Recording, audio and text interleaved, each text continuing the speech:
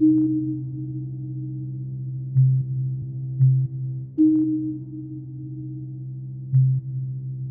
facteurs de comorbidité n'ont pas changé. Les personnes en surpoids, les personnes qui ont des comorbidités, vous avez cité le diabète, mais il y en a d'autres, les personnes avec des maladies cardiaques, des maladies pulmonaires, font toujours partie des groupes à risque et ces personnes-là doivent être protégées. Nous avons l'obligation médicale, morale et éthique de faire tout pour protéger ces populations. C'est clair et net et ça, les groupes à risque restent des groupes à risque. Votre question porte sur les communautés immigrées. Moi, je vous dirais que la question est plus large que les populations immigrées.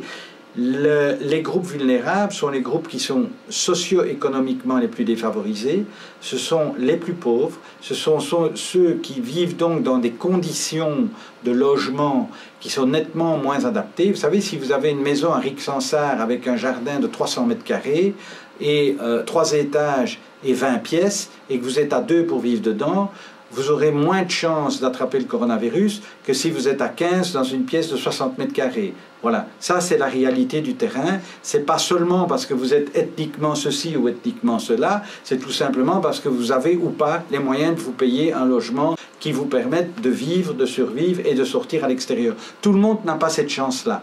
Tout le monde ne fait pas du télétravail dans ces communautés économiquement défavorisées. Ils n'ont pas la possibilité. Ils ne peuvent pas nécessairement se permettre un chômage partiel que d'autres peuvent se permettre parce qu'eux doivent faire venir vivre leur famille et leur salaire est essentiel. Leurs conditions de travail sont extrêmement pénibles. Pourquoi croyez-vous que ce soit dans les abattoirs qu'on ait eu des gros clusters et en Allemagne et en France et en Belgique? Il n'y a pas eu énormément de clusters dans les abattoirs, mais pourquoi les abattoirs? Parce que ce sont des catégories qui travaillent dur dans les abattoirs, ce sont des conditions de travail pénibles, ce sont des températures froides, avec une humidité relative qui favorise la transmission du virus, avec des protections qui ne sont pas adéquates, et ce sont des gens qui ne peuvent pas se permettre de ne pas travailler.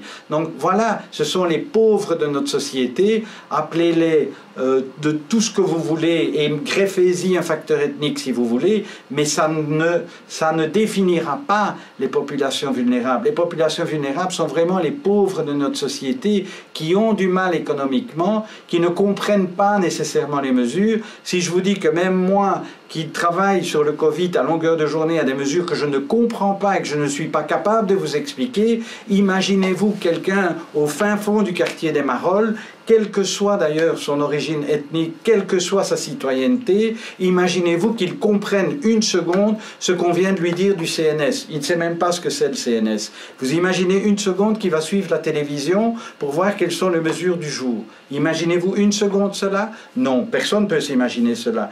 Et donc de là à dire que ces gens ne vont pas suivre les mesures, est-ce que c'est par complotisme? Est-ce que c'est par révolution? Est-ce que c'est par opposition?